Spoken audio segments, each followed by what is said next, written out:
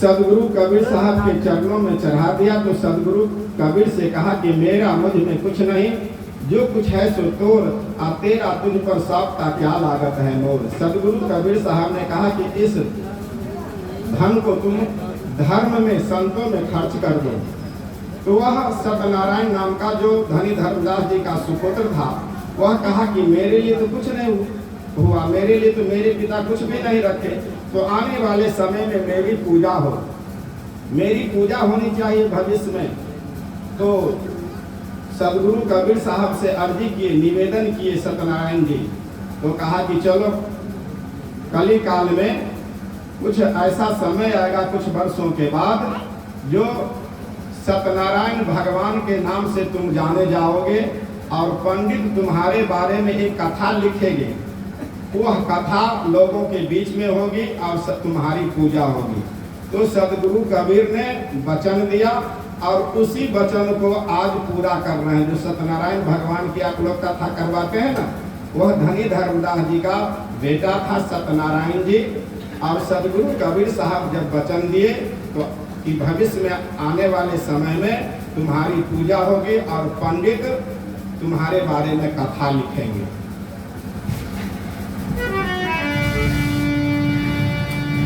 कहाँ बिकाई छै धनिया हीरा लागल मोतिया रे।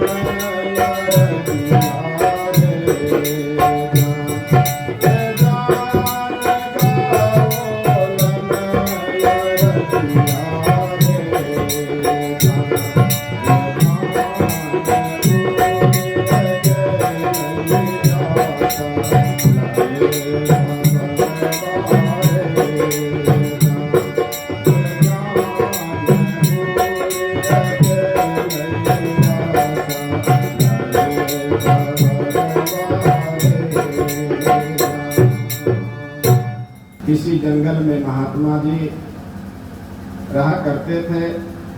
संजोग से उसकी कुटिया में बराबर चूहा हैरान करता था। तो महात्मा जी उस चूहा से बचने के लिए वस्त्रों को काट देते थे। महात्मा जी तंग आकर के उन्होंने एक बिल्ली को पालन किया। सोचा चूहा कि बिल्ली को तो हमको मार देगा, तो महात्मा जी से कहा कि महात्मा जी मेरी प्रार्थना सुनिए, आप मुझे बिल्ली बना दीजिए, नहीं तो ये बिल्ली मुझे खा जाएगी। महात्मा ने जी कहा कि जाओ तो बिल्ली बन जाओ। वह चूहा बिल्ली बन गया। एक दिन बिल्ली कुटिया के समीप अगल बगल में टहल रहा था। संजोग से एक कुत्ता दौड़ा उस बिल्ली को मारने के लिए। वह बिल्ली दौड़ी दौड़ी आई और महात्मा जी से प्रार्थना की कि हे महात्मा, एक कुत्ता तो हमारे गले पड़ गया है, मार देगा, इसलिए मुझे आप कुत्ता बना दीजिए। कहा कि ठीक है, तो कुत्ता बन जाओ। वह कुत्ता बन गया। एक दिन हाथी झूमते हुए आ रहा था वह अपना सूंड फैलाया और उस कुत्ता को मारना चाहा। महात्मा जी से वह कुत्ता प्रार्थना की कि हे महात्मा, आप मुझे हाथी बना दीजिए। श्रोताओं, महात्मा जी कहा कि ठीक है, तुम हाथी बन जाओ। वह हाथी बन गया और एक दिन राजा और रानी देखा कि वह झूमते झामते वह हाथी जो है टहल रहा है। तो राजा जो आदेश दिया कि हाथी को पकड़ो, उसका मंत्री जो था उस हाथी को कुछ फौज लेकर के आया और उसको पकड़ लिया हाथी को। राजा को शिकार खेलने के लिए जाना था। एक रोज जंगल में गया और शिकार खेल करके आ गया। एक रोज उसे कहीं तीर्थों में जाना था, तो रानी बोली कि आप मुझे भी तीर्थों ले चलिए। राजा और रानी दोनों हाथी पर सवार हो गया और चलने लगा। वह हाथी सोचा कि राजा हमारे ऊपर सवारी की तो ठीक है, लेकिन रानी महिला होकर के हम पर जो है सवार हो गया है, सो नहीं इसको गिराना चाहिए। वह हाथी क्या किया, दोनों को गिरा दिया और राजा को भी चोट लगी और रानी को भी। राजा झट से उठ करके अपना गर्दा झाड़ने लगा और रानी को बड़े ही प्यार से कहा कि चोट तो नहीं लगी। उसको शरीर को सहलाते हुए उठाया राजा। हाथी को लगा कि हाथी में मजा नहीं है, मजा किसमें होगा, रानी बनने में। नहीं, हम पूछते हैं शंकर जी का घर किधर, पूरब की ओर, और कोई महात्मा इसको पश्चिम घुमा सकता है? कोई महात्मा हाथी को बिल्ली बना सकता है? बिल्ली को चूहा और चूहा को कुत्ता? एक कथा है, शास्त्रों में ऐसी कथा आई है। नहीं, इसको अतिशयोक्ति कहा गया। कहने का मतलब हुआ, राजा ने अर्जी की वह कि ठीक है, चलो अब हम लोग घर चलते हैं हाथी पर बैठ करके। वह हाथी वहां से भागा और महात्मा जी के पास आया। महात्मा जी से कहा कि आप मुझे रानी बना दीजिए। ये कौन कह रहा है कुत्ता बना दीजिए, हाथी बना दीजिए, बिल्ली बना दीजिए, चूहा बना दीजिए? कौन कह रहा है? मन। नहीं, यह मन आपको कहीं तन है यही, और मन कहाँ ले जाता है? दिल्ली, बंबई, अयोध्या, बनारस। नहीं, कभी हलवाई के दुकान पर, तो कभी मिठाई के दुकान पर, कभी चाय के दुकान पर ले जाता है ना। इसलिए सदगुरु कबीर कहते हैं, मन का कहा न कीजिए, मन है पक्का दूत, ले डूबे दरिया में प्राण जाए जब छूट। इसलिए इस मन को बस में करके गुरुदेव ने जो नाम दिया है उस नाम को आप जपन करें, और कुछ समय निकाल करके जिस नाम में आस्था है, गुरुमुखी जो नाम है, उस नाम को कुछ समय निकाल करके जाप मरे अजपा मरे अनहद हूँ मरी जाए, शब्द समानी सूरत में ताको कालना खाए। एक बैखरी बानी होती है जिसको हम लोग उच्चारण जोर जोर से करते हैं। बैखरी बानी से आप यदि भक्ति करते हैं तो वह भक्ति उतनी अच्छी भक्ति नहीं होगी। नहीं, मन ही मन जाप कीजिए, उसमें न तो ओष्ठ हिलता है न जिह्वा हिलती है। ठीक है, तो आज इतना ही रहने दीजिए, आरती होगी। हाँ।